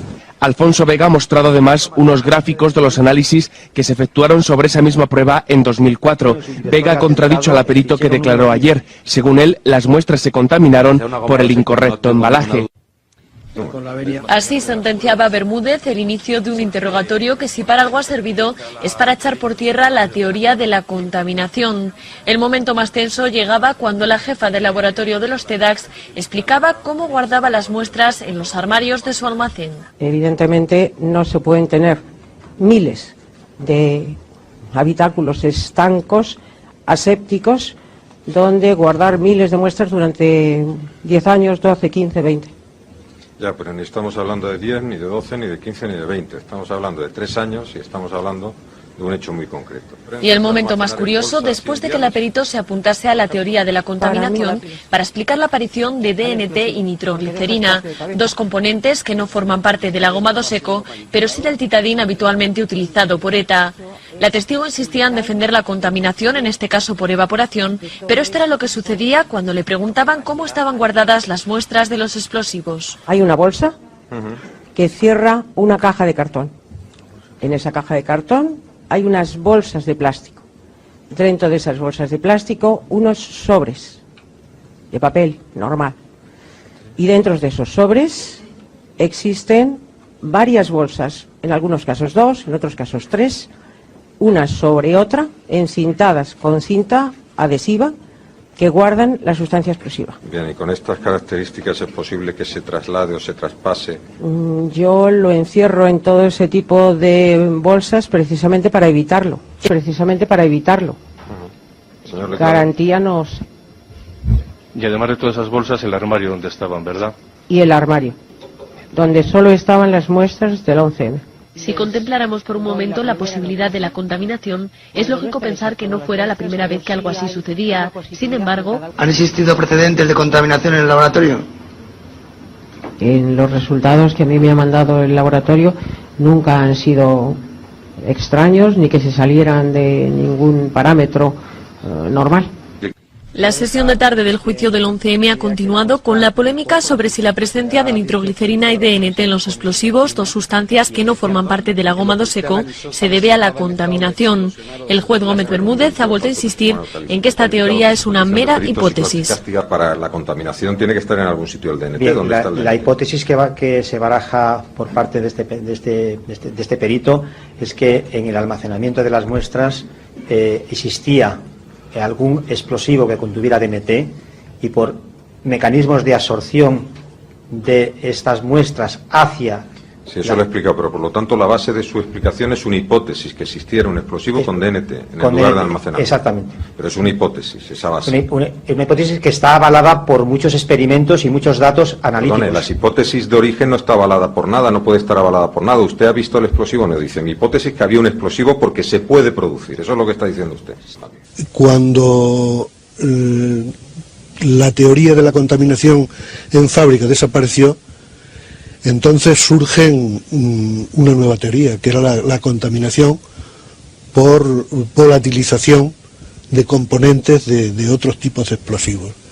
Pero bueno, como bien acaba de decir la licenciada jefe del laboratorio de los TEDx, yo creo que las condiciones de almacenamiento eran correctas. No ha citado el corte donde ella hablaba de presión ambiental, de temperatura y de ventilación, que aseguraban el correcto almacenaje de las muestras, ¿no? En definitiva, si hubo contaminación, la hubo en el armario de los TEDx, con lo cual, por algún lado había nitroglicerina y había dinitrotolueno, no sé qué es peor para ellos. Que es un poco el argumento que utilizó José María de Pablo en su escrito de alegaciones, en el sentido de que si había nitroglicerina capaz de contaminar las muestras del 11M, era porque dentro del armario donde se conservaban las muestras del 11M, alguna muestra de los focos tenía esa nitroglicerina. Luego Todas esas bolsas, el armario donde estaban, ¿verdad? Y el armario, donde solo estaban las muestras del 11M. Entonces, en cualquier caso, tuvo que estallar algún explosivo que contuviera ese componente. Y si alegan la contaminación, también tienen que especificarnos o determinar el foco de contaminación. O sea, no pueden decir, ha habido contaminación. Entonces hemos intentado preguntar allí, ¿de dónde? Pero ha habido sí un punto en el que los 8 peritos, y si no que me corrija Gabriel, si no, sí llegaron a un consenso, que es lo que yo dije en el informe. Los 4 peritos de la Guardia Civil, de la Policía, que defendían la teoría de la contaminación, reconocieron que era más fácil que esa contaminación se produzca dentro del armario que no fuera, porque efectivamente tiene que atravesar menos capas. Y los otros 4 peritos, los peritos independientes, admitieron que dentro del armario sí era posible esa contaminación. Por lo tanto, incluso desde el punto de vista de la verdad jurídica, como prueba pericial, tenemos que atenernos a que esa contaminación, si se produce dentro del armario. Eso significa que había nitroglicerina en alguna muestra, y solo puede estar en las muestras de los focos, porque las muestras intactas no tenían nitroglicerina. De todas formas,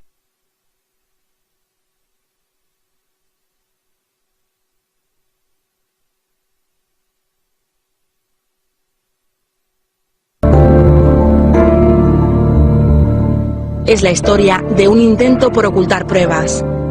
Así fueron las horas que se vivieron en el laboratorio que analizaban los explosivos utilizados en los atentados del 11M.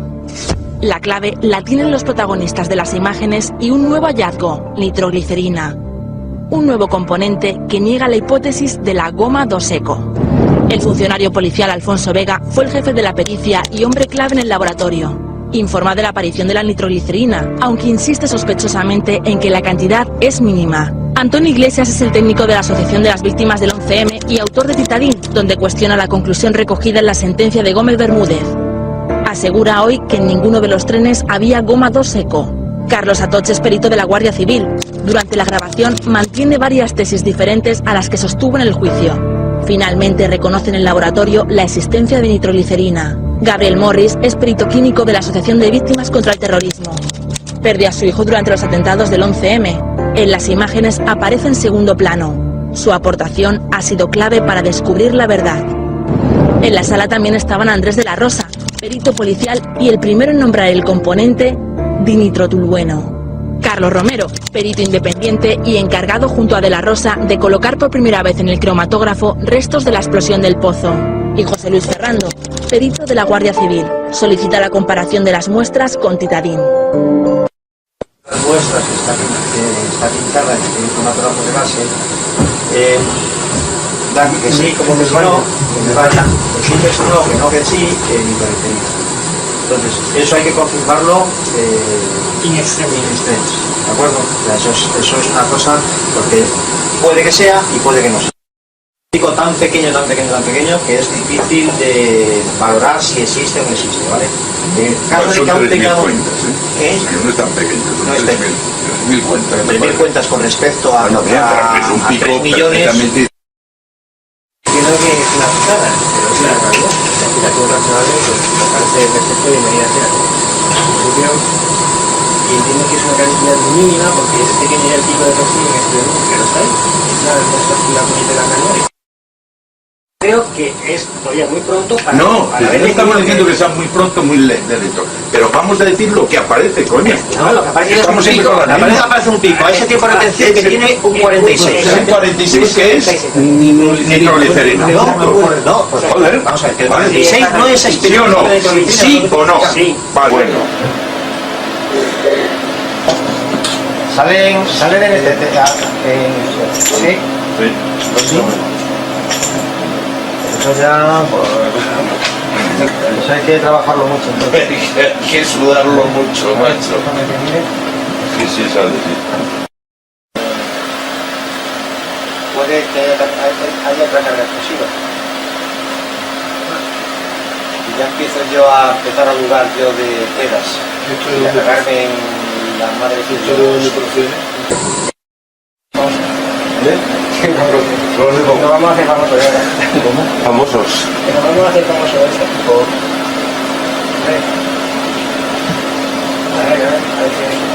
A ver qué va a salir. Presentar las muestras estas, Antonio, antes de irnos, las que están presentadas en presencia tuya o de lo que sea. Las que están hechas y la de allí también. La de allí también.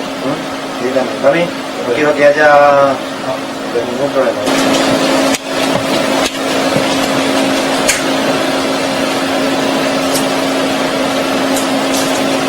Las diferencias entre los peritos oficiales y los independientes han quedado patentes una vez más.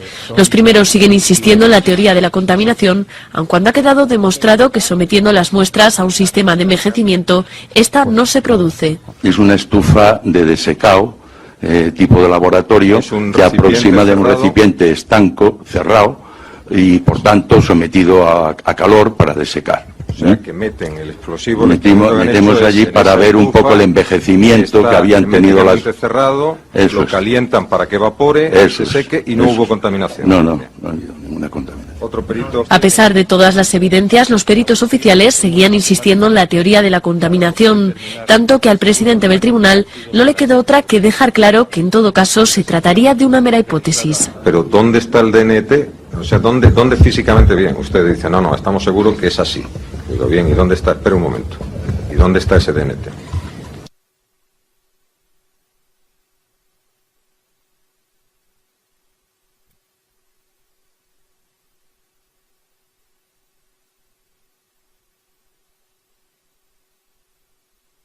La actuación de la jefa de laboratorio de los TEDx ha quedado en evidencia por muchos motivos, pero si hay un punto especialmente inquietante es el que se refiere a los restos de los focos de las explosiones, y es que la perito afirmó tajantemente que estos no eran enviados a la policía científica.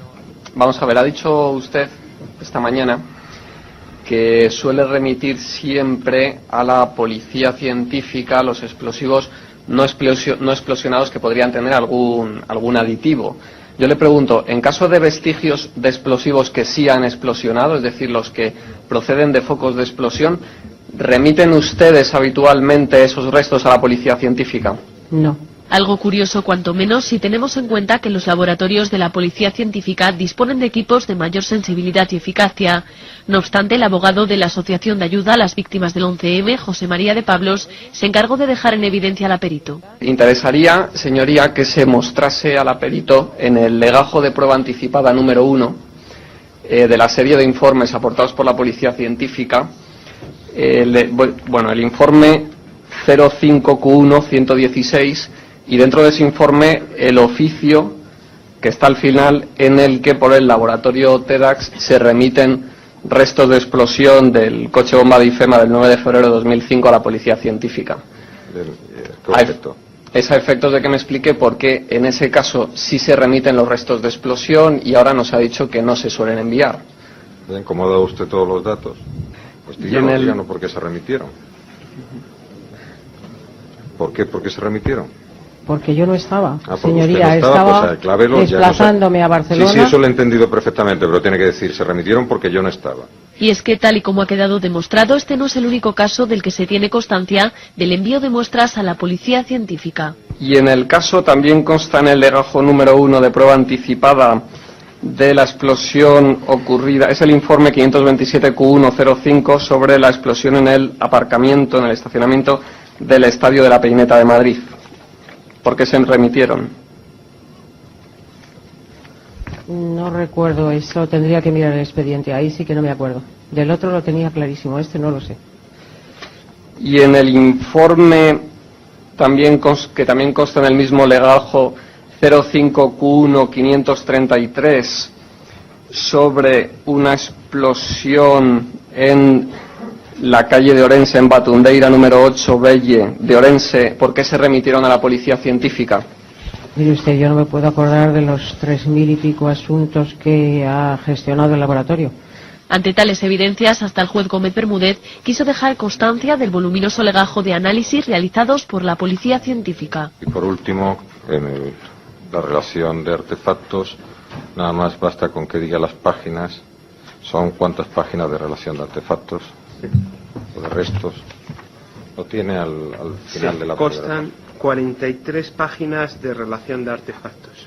No sabemos por qué la jefa del laboratorio de los TEDx se empeñó en defender a capa y espada que los restos de explosivos no se envían a la policía científica, pero si algo ha quedado claro es que sus declaraciones han quedado desmentidas y su testimonio resulta insostenible.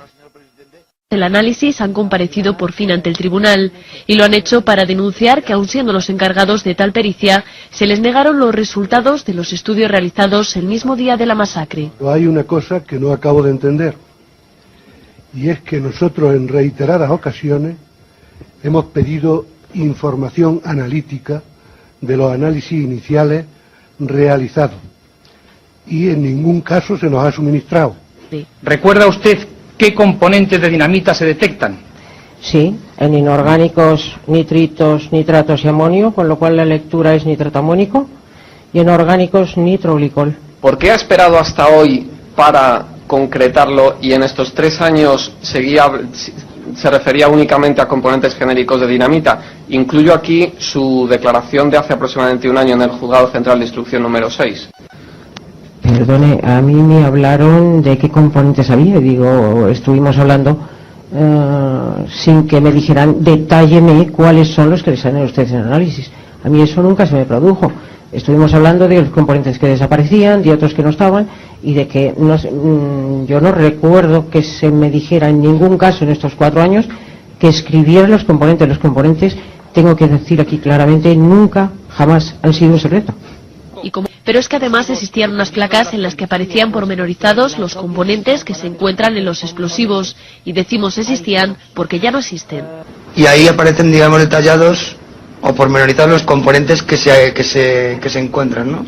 Ahí aparecen separadas unas manchas reveladas que indican con su situación o localización dentro de la placa a qué explosivo, qué sustancia, en mi caso explosivos, que es lo que busco siempre, se corresponde. ¿Esas placas las conservan? Evidentemente no. Y yo, para empezar, tomo con pinzas todo lo referido a los análisis de las muestras de los trenes, precisamente porque lo que nos han entregado han sido esos 23 trocitos que estaban sin catalogar, sin cadena de custodia, que no sabemos de dónde ha salido, ni quién los ha tenido, ni en qué condiciones, ni cómo los han manipulado. Es decir, al final hemos analizado lo que nos han dejado que analicemos. ¿Dónde están los otros centenares de muestras? Es decir, yo no llegaría a la conclusión inequívoca de que en los trenes ha estallado dinamita, en absoluto. En los trenes yo dejaría abierta la puerta a que lo que haya estallado sea otra cosa, por ejemplo explosivo militar. No tenemos ninguna constancia de que no sea así si nos atenemos a las muestras que se han analizado. Y si tenemos algún testimonio del jefe provincial de los TEDx en Madrid, que habló de explosivo que corta y habló que podía ser un C4, un explosivo de tipo militar.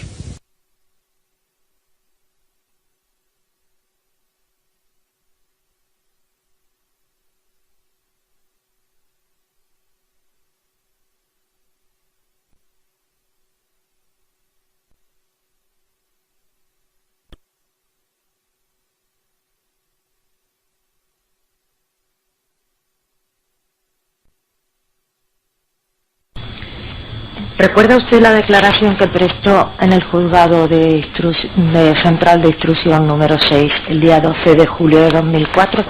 Sí. Hoy ha introducido usted otro tipo de explosivo. Dijo que observó que podía tratarse de un alto explosivo, sí, que tenían claro que no era titadine.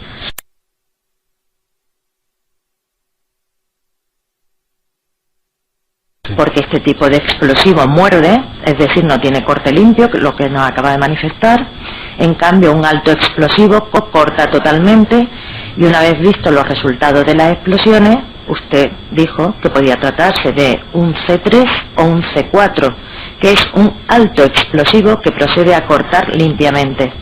Hoy ha introducido también la goma 2F.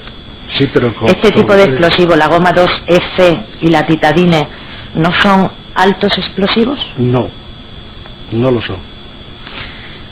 Cuando estaban en el vagón número 1 del tren de Atocha y que intentaron desactivarla, ¿dijo usted que podía considerarse un alto explosivo?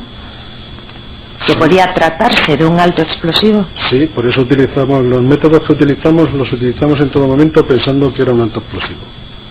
¿Qué mecanismo de desactivación utilizaron para los artefactos que encontraron en los trenes? ¿Usted la desactivación? Sí, claro.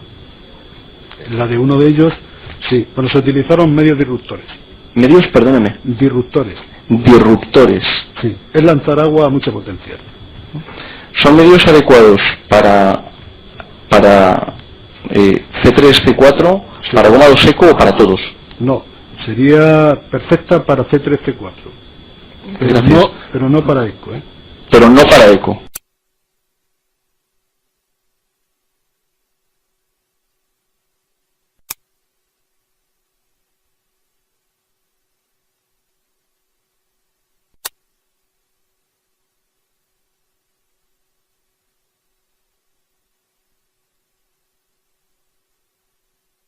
¿Y finalmente qué es lo que resultó? Pues resultó que, bueno, según los análisis posteriores, creo que ha dado dinamita goma 2 eco, que tiene una velocidad de detonación en torno a lo que habíamos pensado nosotros, cercana a los 6.000 metros.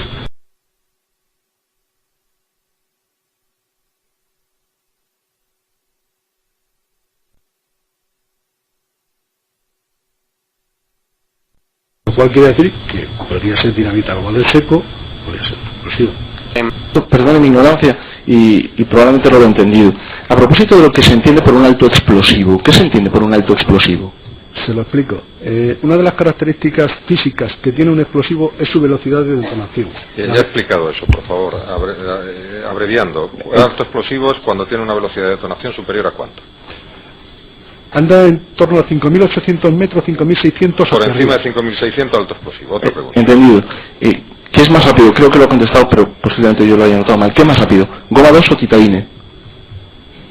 Pero es que goma 2, hay goma 2 EC, goma 2 eco. Goma 2 eco.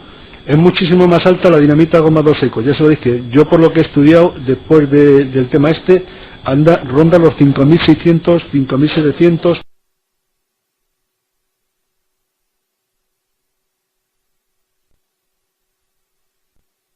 Vamos a ver, dijo usted que descartó el titadín porque los daños correspondían a una velocidad de detonación de 5.600 metros. He creído oír. ¿Tuvo usted en cuenta, al hacer esa consideración, que al menos el titadín 30, el 50 lo desconozco, según su ficha de seguridad, tiene una velocidad de detonación precisamente de 6.200 metros, es decir, superior incluso a la de la goma 2 eco? Con el paso del tiempo, ese tipo de dinamita que está hablando usted va perdiendo esa velocidad de detonación. Y esas características que pierde hace que los efectos disminuyan en proporción a la velocidad que pierde. Usted ha dicho que la goma 2 eco no pierde esa velocidad de detonación porque contiene, espero que tenga aquí apuntado, nitrato de amonio y nitroglicol. Efectivamente. Es que, si no me equivoco, en la ficha del titadín 30 parece que también tiene estos dos componentes. Eso se lo pregunten al químico porque exactamente no lo sé. Gabriel Moris, vicepresidente de la AVT, padre de una de las víctimas de los atentados y que ha participado como perito en la prueba pericial ordenada por el juez Gómez Bermúdez. Muy buenas noches, Gabriel. Aquel día, porque es que hay imágenes de la policía científica y los TEDx recogiendo multitud de restos. Resulta que al final, ¿cuántas muestras os han entregado de los trenes? 23, ¿no? Nos entregaron 23 muestras, pero las 23 muestras estaban compuestas fundamentalmente por clavos, o sea, no eran muestras de explosivos, eran muestras de clavos que podrían haber recogido explosivos. Partes metálicas y algunas partes como fibra de vidrio o tejidos o bolsos que podrían haber absorbido también el explosivo. ¿Y os han explicado dónde están el resto de muestras que tuvieron que recogerse o no? En absoluto. No hemos recibido ninguna información en ese sentido. ¿Y estas muestras que os han entregado, existe alguna constancia de que verdaderamente vienen de los trenes o...? No, porque no hemos conocido tampoco, a pesar de que lo hemos pedido en reiteradas ocasiones, la cadena de custodia de dichas muestras. Y además de eso, sí se nos informa de que estas muestras habían sido lavadas previamente para realizar análisis. Con lo cual ya poco explosivo quedaba en lo que os entregaron. Exacto. Luego veremos un gráfico donde, bueno, pues resulta espectacular ver con qué habéis tenido que trabajar, ¿no? Es que soy muy mal pensado, no lo puedo evitar. Pero se analiza, no aparece DNT, se vuelve a analizar, aparece DNT, se vuelve a analizar, aparece DNT y nitroglicerina, siempre para hábilmente ir enmascarando la aparición de componentes extraños en las muestras de los trenes, ¿no? Pero vamos a ver unos gráficos que ha traído Gabriel, porque resultan ilustrativos de con qué se ha trabajado y cuáles han sido los resultados. Vamos a ver el primero de los gráficos, que lo que nos dice es cuál es el residuo fijo de explosivo con el que habéis podido estar haciendo las pruebas. En el gráfico, la primera de las columnas indica el número de muestra y la columna de la derecha indica la cantidad en gramos de residuo que pudisteis obtener después de lavar esas muestras, ¿no? Exacto, que en definitiva fue el residuo que tuvimos que utilizar para la toma de muestras de los distintos análisis. Y resulta que la muestra que más residuo tiene, es decir, la muestra que os dio más materia con la que poder hacer los análisis, no llega ni a 0,1 gramos. Efectivamente. Y en total, entre todas las muestras, no llega ni a 1 gramo. Esa es la verdad. O sea, esto es lo que la policía dice que pudo recoger en los trenes. Eso es lo que se nos entregó al inicio de la pericia. Bien, bien.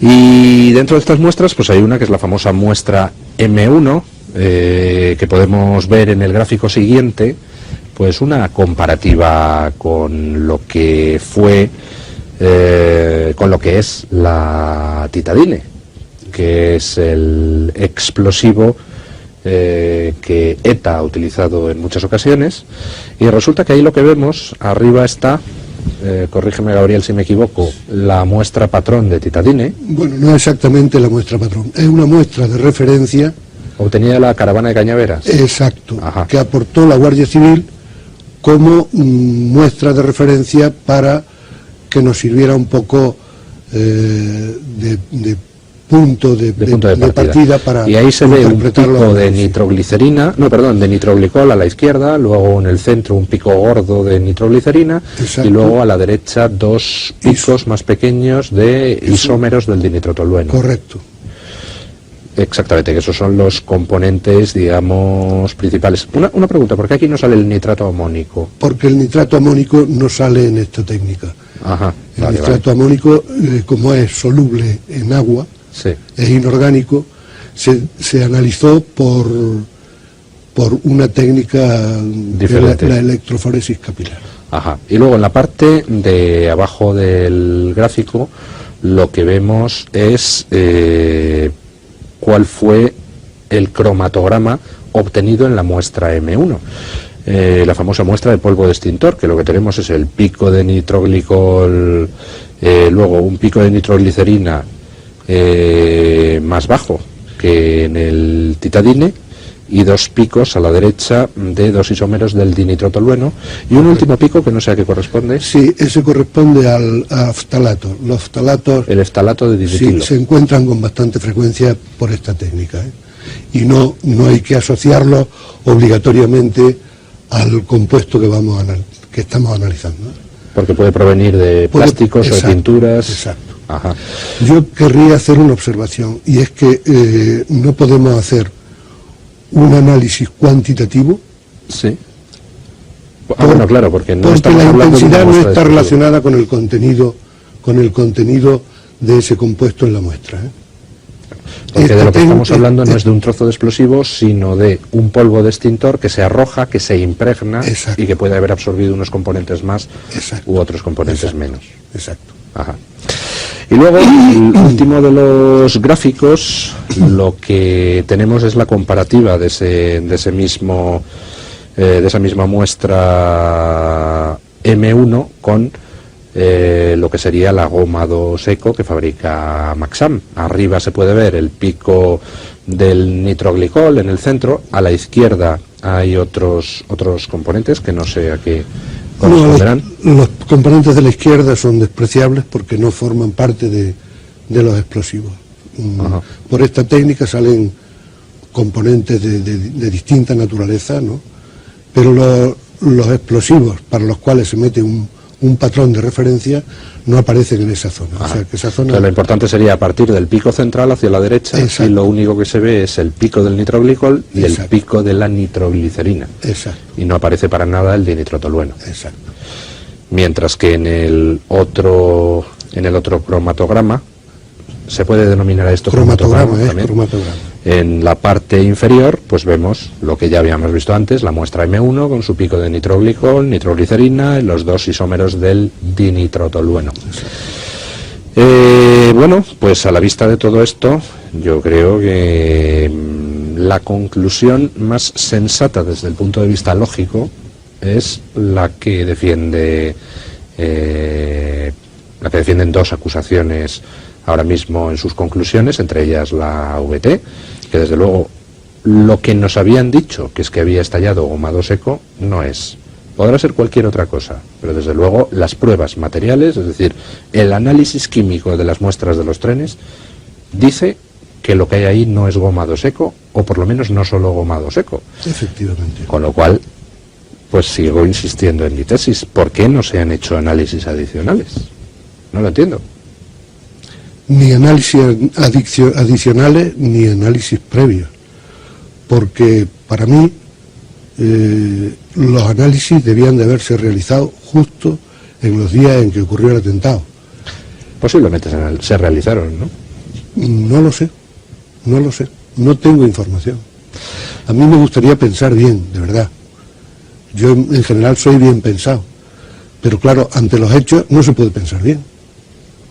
El día 11 de marzo se recibieron centenares, miles de muestras de los trenes.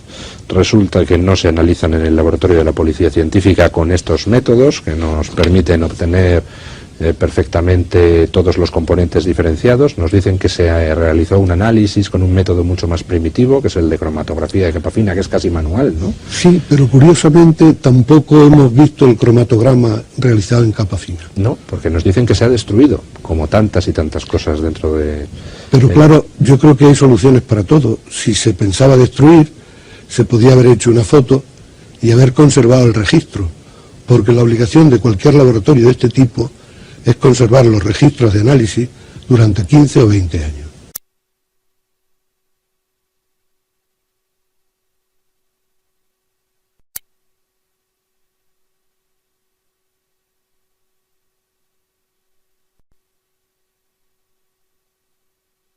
Que eran de muy pequeña cantidad, en muy pequeña cantidad. La mayor cantidad de alguna de ellas era 1/10 de gramo. 1/10 de gramo es a todas luces insuficiente para hacer un análisis. Al menos se necesitan 4 o 5 gramos. Y con la particularidad, además, de que las teóricas 23 muestras procedentes de los focos, pues yo las dividiría en otros 2 grupos. Una muestra por una parte y otras 22. Las 22 eran muestras que procedían de los análisis que se habían hecho antes.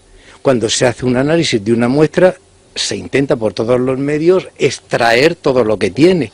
Por tanto, pues ya estaban degradadas desde el punto de vista analítico, y solo una podía aportar más luz sobre lo que queríamos analizar. En esa situación en la que estaban ustedes, hicieron saber a la autoridad competente que realmente no tenía mucho material sobre el que realizar la prueba. Sí, efectivamente, nosotros ya de principio vimos que era material insuficiente, pero bueno, no obstante, determinando los procedimientos a aplicar, pues pensábamos que podíamos sacar siempre algo.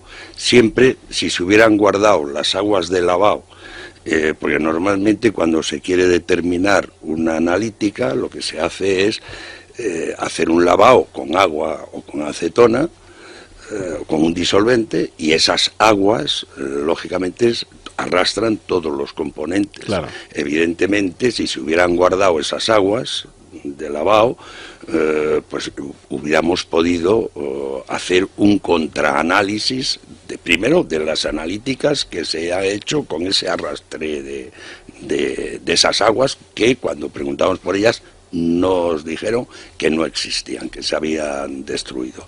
Cuando pedimos más muestras, se nos dijo por el director de pericia que no había más muestras, que lógicamente los trenes se habían desguazado, la parte que explosionaron se habían desguazado y se habían fundido en un alto horno en Vizcaya. Así nos contestó. Pedimos por escrito, como dice don Carlos, al director de la pericia. Pedimos también que si habían otros restos, por ejemplo ropas o algún objeto que pudieran llevar las víctimas, que que nos los proporcionaran, pero no fue posible, de ninguna manera. Entiendo que el hecho de que de manera rapidísima fueran destruidos los trenes no es algo habitual. No es nada, ni en absoluto es habitual. Cuando se tiene una prueba, pues lógicamente se conserva, y se conserva con la cadena de custodia correspondiente. Es decir, además a mí me sorprendió mucho que podemos estar muy orgullosos los españoles porque tenemos un centro de investigación policial modélico, es decir, en medios es modélico.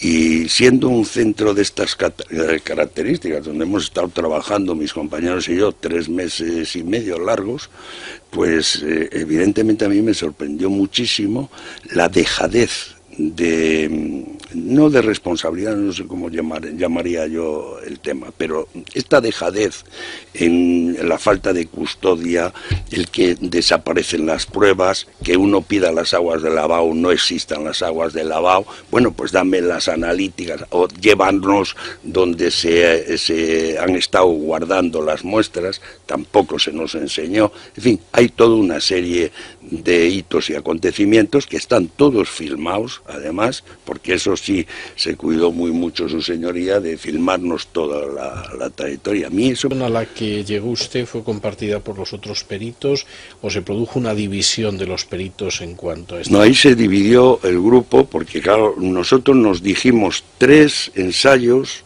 para determinar si era tal, y se hizo con la M1 6 ensayos, o sea, se rompió el protocolo que nos habíamos dado. Eso es muy llamativo el que... Eso es muy, para mí eso fue muy frustrante, porque, y yo creo que para todos para los 4, pues yo lo comenté con mis compañeros, porque si te das un protocolo, es para respetarlo, y además es un protocolo que se hizo previamente antes de hacer ninguna analítica, es decir, por tanto se eligieron las analíticas, se eligieron los procedimientos y se dijo, si salen 3 en las 3 pruebas,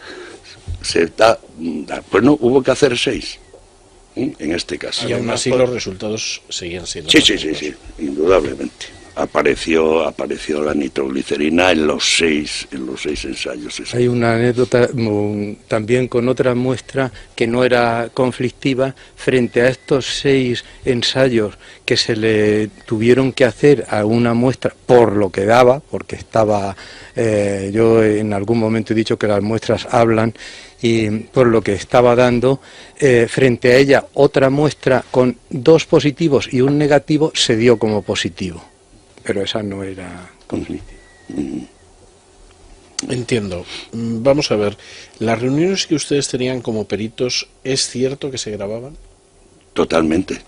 ¿Es cierto que se produjo un corte de luz en el momento en el que estaban discutiendo sobre los hallazgos de nitroglicerina y dinitrotolueno? No, eso no es. Eso no es verdad. No. Lo que pasó, hay que matizarlo, muy bien, porque esto sí que esto no se ajusta a la verdad. No. Nosotros empezamos la pericia sin ningún tipo de problema. Bien. Cuando empezamos a analizar la primera muestra y aparecer dinitrotolueno, todo el mundo se alarmó. Porque claro, el dinitrotolueno es uno de los componentes que no tiene el agomado seco. Se dijo, eso no puede ser, se armó la marimorena, eso sí está filmado. Y entonces, la noche en donde, aparece durante el transcurso del día, y por la noche, esa misma noche, al día siguiente llegamos a la pericia y se nos informa a los 4 peritos que ha habido un corte de luz. Y yo inmediatamente lo dije, y también mis compañeros, les dije, pero ¿cómo aquí no hay ningún grupo electrógeno o en un centro de investigación criminal tan perfecto, con unos procedimientos tan sofisticados, no hay un grupo electrógeno para que por lo menos las muestras... No, se ha ido la luz. Y la verdad, que no dimos importancia, pero ahora en el transcurso de que uno va viendo cosas, pues le vas dando importancia. Sí, o sea, que debemos. No es que se fuera entonces la luz, sino que a ustedes les informaron a posteriori de que se había ido. Sí, debemos dejar claro que el corte de luz fue durante la noche. Durante la noche, por la noche, no durante. Grababa todo, pero de las discusiones y de los cambios de opinión entre nosotros, yo creo que sí quedó todo grabado. Todo grabado, sí. Generalmente eran los sábados y bueno. ¿A qué atribuyen ustedes esa diferencia de opinión? Porque no deja de ser peculiar que quedara dividido el grupo de peritos en dos bloques, por decirlo de alguna manera, y que unos tenían una posición bastante clara y otros una posición un tanto chocante, por lo menos, un tanto llamativa. Hombre, yo creo que nosotros no íbamos buscando realmente nada, nosotros íbamos, como profesionales que somos todos nosotros, pues a hacer una analítica y una pericia. Tal cual, nosotros no íbamos buscando, claro, expresiones que no tenían una idea preconcebida que están filmadas, eso no puede ser, en química todo puede ser y todo no puede ser, es decir, que lo que hay, es decir, lo que existe, existe, es decir, no hay que buscar premeditadamente que exista o no exista. Los productos están ahí, los componentes están ahí y los elementos están ahí. Y los elementos no desaparecen, ni vienen, ni se van. Y por tanto, nosotros vamos... Fue sorprendente, pero en todo caso, pues cada uno podremos responder de lo que pensamos. Como dice don Carlos, nosotros íbamos a buscar la composición de los distintos explosivos. En todo caso, lo que ocurrió es que chocaba contra lo establecido, contra otros análisis que se habían hecho en época pasada. Yo, aparte de químico, soy diplomado en plásticos y entiendo un poquito de plásticos. Don Jesús entiende también muchísimas, pero yo le dije al director de pericia que porque él dijo que por eso pedimos la presencia de donde estaban guardadas y custodiadas las muestras, porque claro, se cargaba todas las pericias de España. Todas las pericias, todas las muestras se meten en bolsas de polietileno de alta densidad, que tiene un coeficiente de permeabilidad 10 a la menos 14 por milímetro de espesor. Y además, si ustedes, para que lo que no se entienda la gente, es decir, el polietileno es todo ese producto que cuando se envasan, esto que sea una grosería, los embutidos, pues se hace el vacío, o sea, por tanto, lo mismo que puede entrar el aire, puede salir también, y resulta que, claro, o sea, a mí me costaba muchísimo entender que había una contaminación cuando estaban envueltos en una bolsa, en una caja, en otra bolsa, metidos en un armario y que haya entrado el dinitrotolueno y se haya contaminado. Bueno, eso era improbable totalmente. Si les parece, vamos a volver a estos tiempos y a una referencia a esa noticia que yo comentaba antes cuando les estaba presentando a los espectadores y a los oyentes. Aparece de repente los restos de un vagón, el vagón estaba en uno de los focos de la explosión. ¿Qué podemos llegar a saber una vez que se ha encontrado este vagón? Yo creo que desgraciadamente no mucho, porque la composición de los explosivos, como saben, son sustancias orgánicas e inorgánicas, pero siempre hay en ellos sustancias orgánicas con elevada presión de vapor, con alta volatilidad, que conservadas a la intemperie desaparecen con el paso del tiempo. Entonces, pues habrá que analizarlo, pero no hay que ser demasiado optimistas. Yo no sería. Yo aparte, yo creo que ya lo que dice don Jesús está claro, es decir, y además aparte de eso se ha roto la cadena de custodia, es decir, claro, ya no hay posibilidad de soportar científicamente nada. Es decir, como sacamos una sola muestra que tenía los dos componentes diferenciadores de lo que diferencia el titadín de la goma 2, que son el DNT, el dinitrotolueno y la nitroglicerina. Entonces esos dos componentes, pues lo mismo que se ha separado, es que es muy difícil que ahora se pueda componer, es que está rota la cadena de custodia. ¿Habría posibilidad, a partir de la manera en que nos ha llegado este vagón, de saber qué explosivo se utilizó? No por un análisis químico, sino por la manera en que nos han llegado los restos.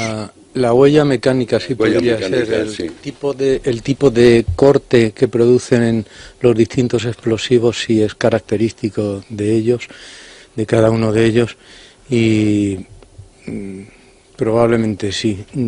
Yo no sé. Son pruebas físicas, pero ya no son químicas, ya no son componentes. Hay al que menos sí, deducir algo. Puede ser, sí. Más bien huele a chapuza. Pero dejadez o chapuza sería sencillamente un trabajo mal hecho. ¿Usted está pensando en que eso es lo que ocurrió o está pensando en que realmente hubo una intencionalidad? Que si usted que convivió, estuvo trabajando 3 meses y medio con estas personas, con estos peritos, que tuvo que pedir y estuvieron pidiendo, intentando conseguir más muestras, las aguas de lavado, etcétera, etcétera. ¿Usted tuvo la impresión de que fue un trabajo mal hecho, una chapuza, una cosa de dejadez, o que hubo una intencionalidad en la pérdida y destrucción de todo? Yo la sensación que yo he tenido, lo saben mis compañeros, a mí, yo en esta pericia he sufrido bastante, porque además nos estaba acompañando, pues, uno de los peritos, que luego nos enteramos de que estaba, que es don Gabriel, una víctima. Es el padre de una víctima. Entonces nos enteramos ya, pero avanzada la pericia, cuando alguien le trató de eliminar de la pericia, ¿no? Y yo le puedo decir la sensación que yo he tenido. Es decir, desde mi vida profesional, que es una trayectoria bastante larga,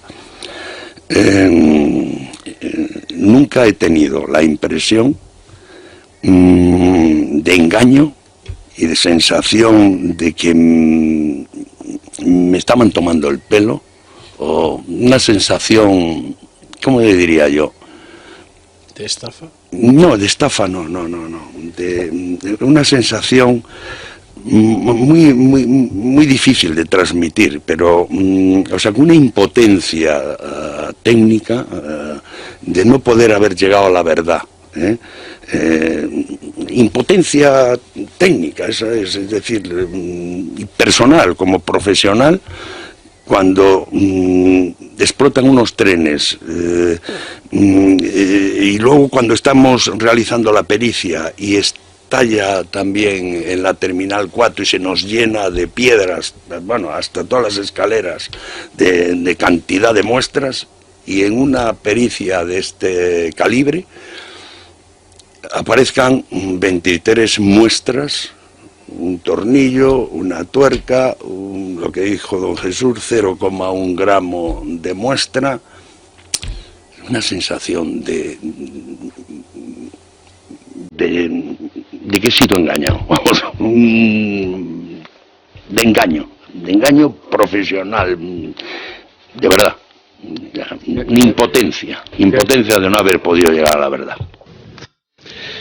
Y a veces queremos saber la verdad, yo creo que va implícito el que lleguemos a conocer cómo se gestó el atentado, cómo se organizó, quién lo ejecutó. Concretamente, mi hijo murió en la calle Telle y yo al día de hoy no sé ni quién puso las bombas en la calle Telle, y parece que no vamos por buen camino para saberlo, ni sé qué tipo de explosivo se utilizó en la calle Telle. Creo que con estos dos argumentos queda claro lo que las víctimas deseamos saber.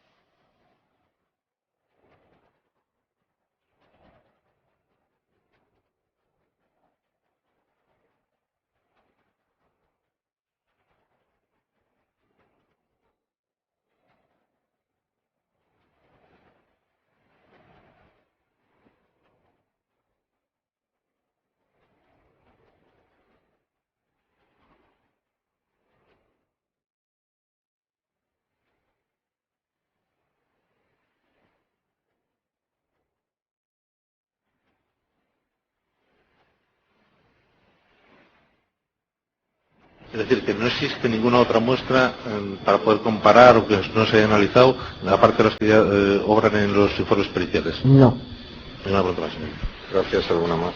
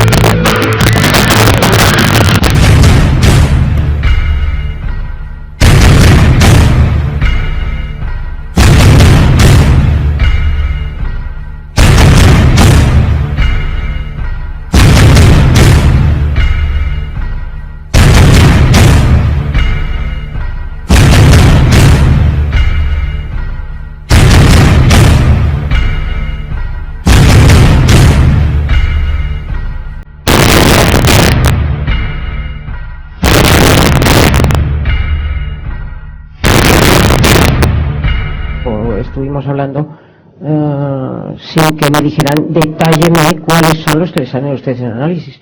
A mí eso nunca se me produjo. Estuvimos hablando de los componentes que desaparecían, de otros que no estaban, y de que yo no recuerdo que se me dijera en ningún caso en estos 4 años que escribiera los componentes. Los componentes, tengo que decir aquí claramente, nunca, jamás han sido usados.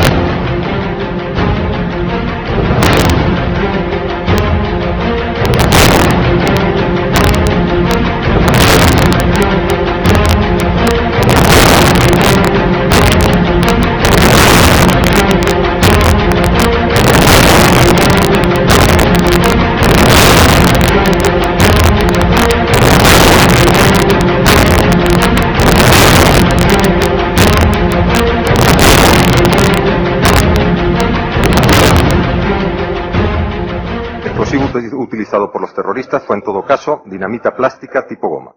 2. No se sabe con absoluta certeza la marca de la dinamita que explotó en los trenes, pero todo o gran parte de ella procedía de mina Conchita. 3. Se sabe que la que se usó y se encontró en Leganés y en la vía del AVE era goma 2eco sustraída en mina Conchita.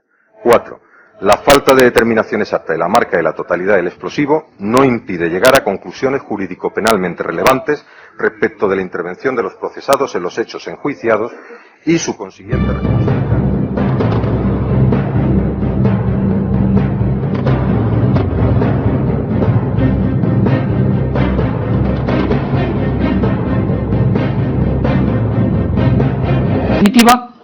Da igual el explosivo que se utilizara, lo cierto es que todas las pruebas apuntan a que estos personajes fueron los que cometieron ese atentado y la trama asturiana fue la que proporcionó los explosivos. Él sabía que los atentados lo habían hecho sus amigos. Da lo mismo lo que digan los peritos químicos, él lo sabía. Y él sabía... Da igual. Hay elementos suficientes de incriminación, como han puesto de manifiesto todos mis compañeros. Da igual el tipo de explosivo.